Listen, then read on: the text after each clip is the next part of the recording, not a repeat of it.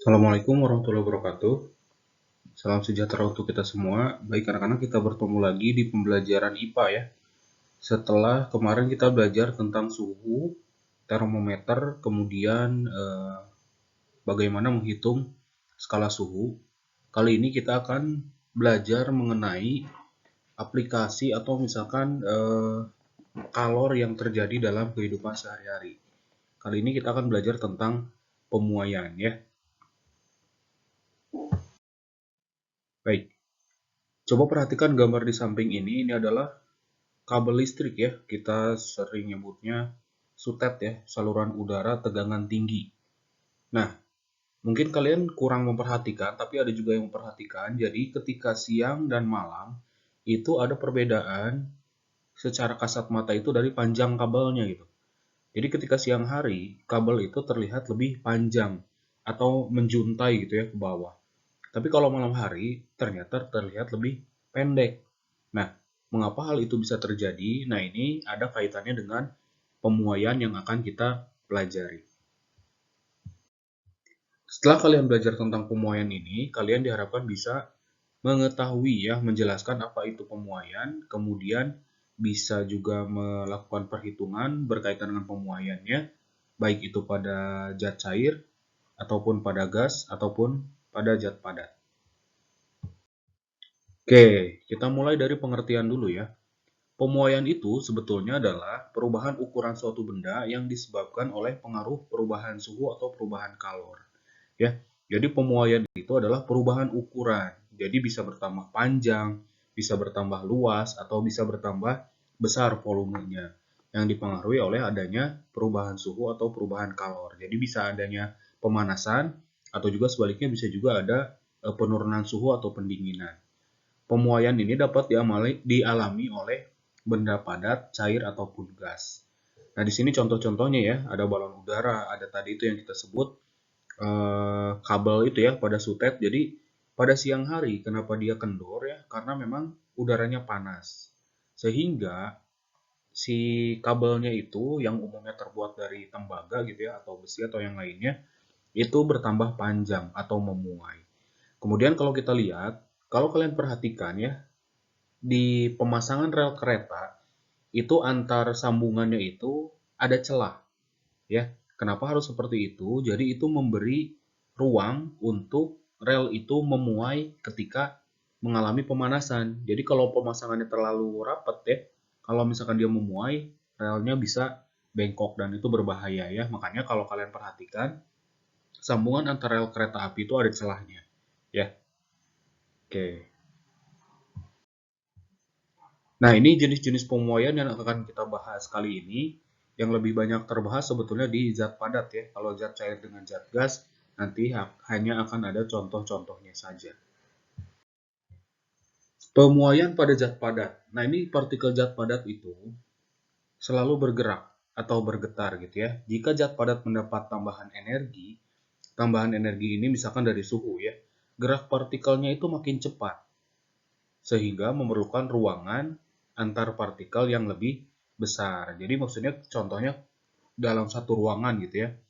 Asalnya gerakannya biasa aja, tapi ketika ada pemanasan karena ada kenaikan suhu, dia jadi lebih cepat gerakannya. Jadi butuh ruangan yang lebih besar. Nah, di sini ada contoh gambar ya. Jadi kalau misalkan kalian ada gelas misalkan ya, terus kita tuangkan air panas yang masih mendidih. Itu kadang-kadang ada gelas yang retak gitu ya. Apalagi kalau gelas itu sebelumnya misalkan diisi air es. Itu karena adanya pemuaian yang tidak merata. Jadi yang gelas bagian dalam itu memuai terlebih dahulu.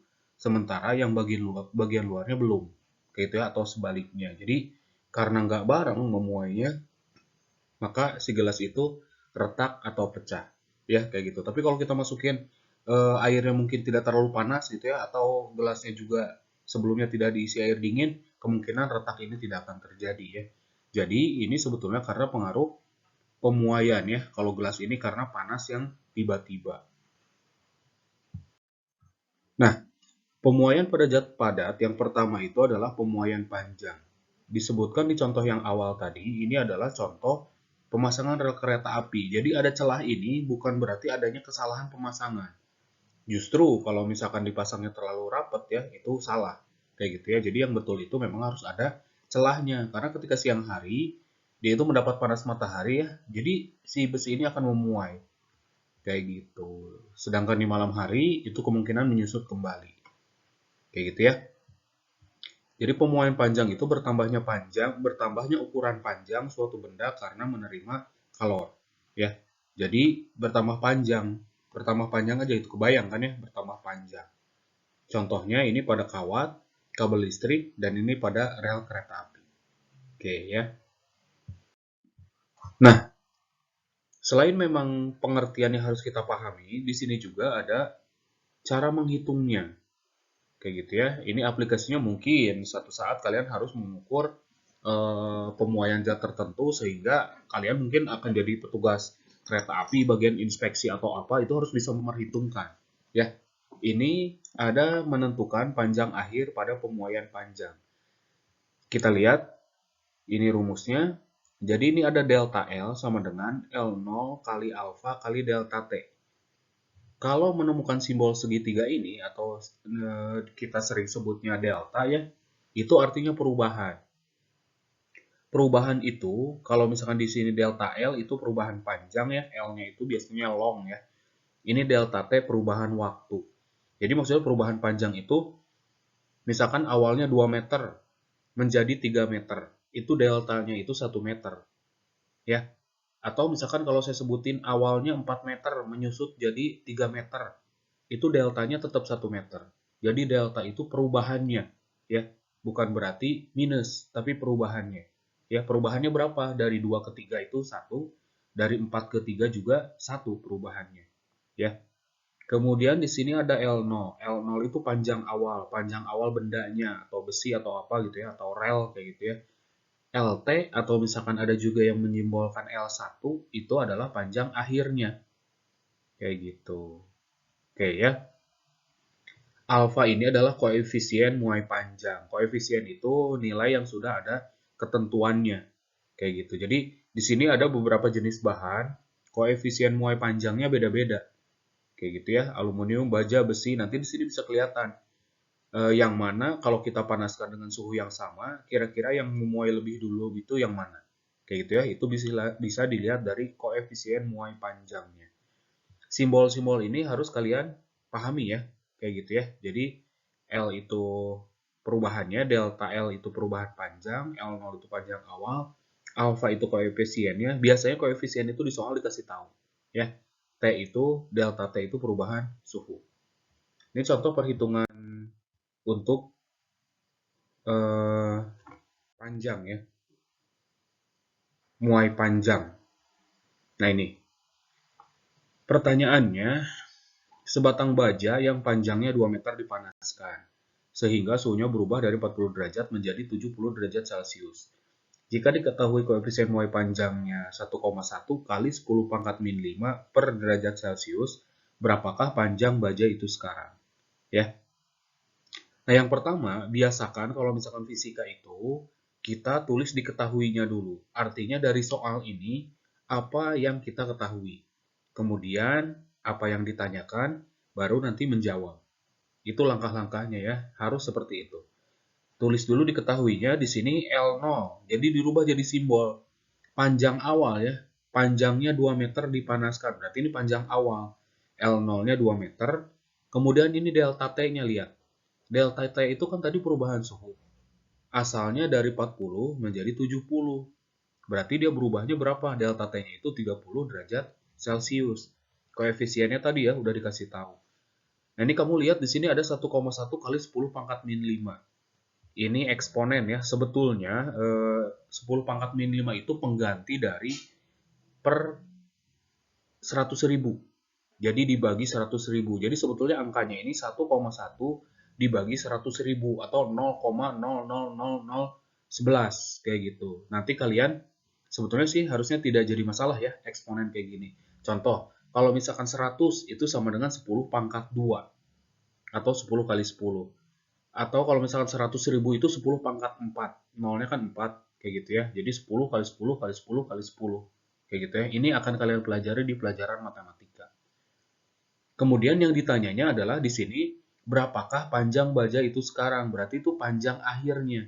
Jadi bayangkan ada sebuah baja asalnya 2 meter. Kemudian dipanaskan dengan suhu sekian, koefisiennya dikasih tahu. Setelah dipanaskan panjangnya jadi berapa? Itu intinya. Pahami dulu pertanyaannya ya.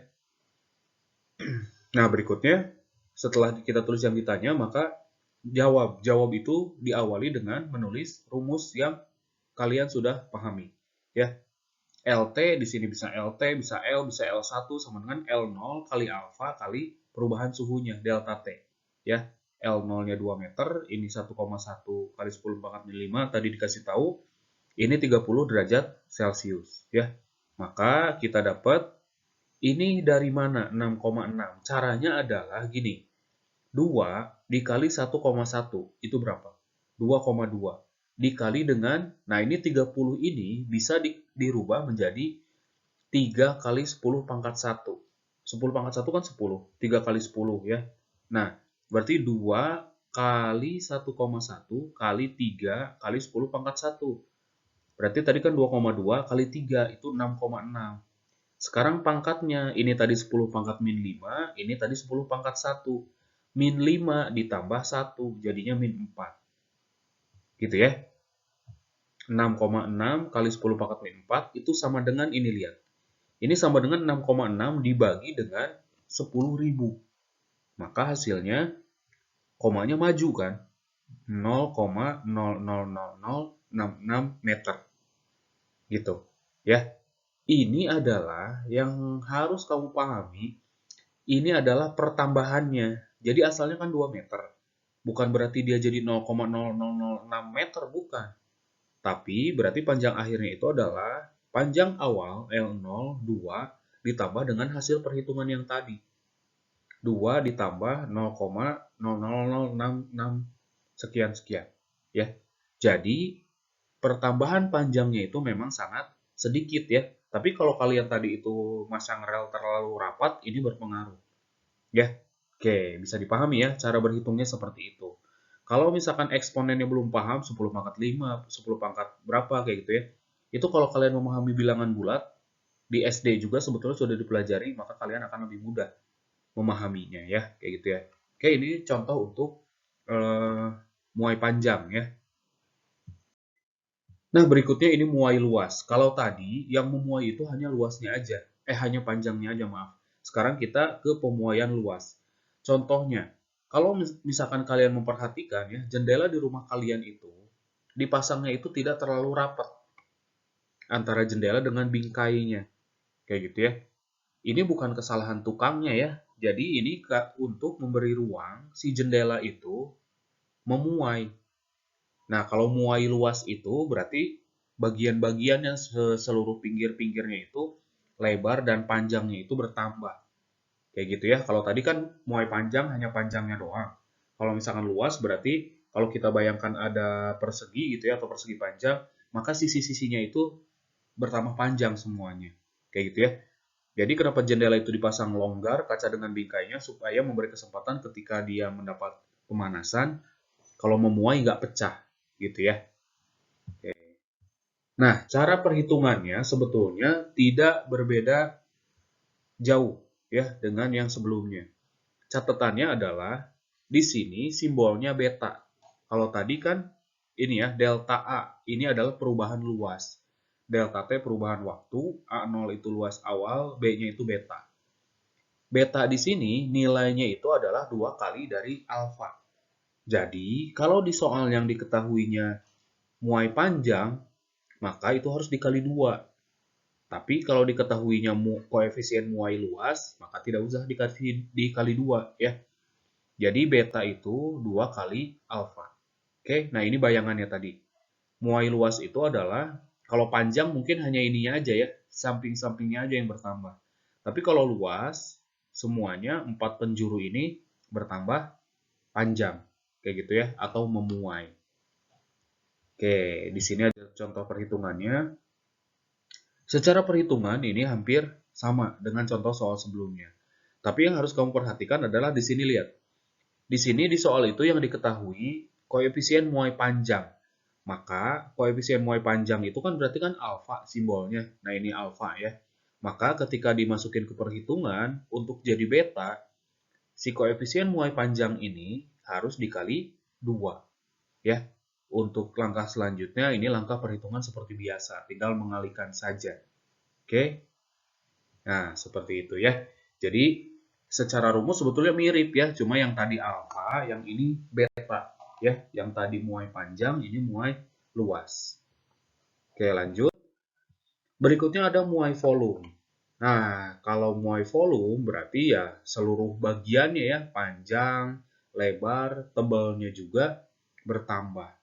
Jadi bayangkan misalkan itu sebuah kubus ya. Kalau tadi kan kaca lebar gitu ya, pinggir-pinggirnya aja. Nah, ini misalkan ada sebuah kubus, misalkan dari besi, terus dipanaskan. Dia jadi membesar lah kayak gitu. Itu pemuaian volume ya, membesarnya ke semua sisi. Ke depannya, belakangnya, atas, bawahnya itu bertambah besar, itu muai volume ya. Nah, di sini perhitungannya itu sebetulnya rumusnya sama aja. Cuma bedanya kalau tadi muai luas itu muai panjang itu delta L, muai luas itu delta A, muai volume itu delta V. Sama aja ya perubahan. Nah, di sini simbolnya kalau muai panjang itu alfa, kalau muai luas itu beta, ini gamma namanya. Kalau beta tadi kan 2 kali alfa, nah kalau gamma itu 3 kali alfa. Itu catatannya. Ya.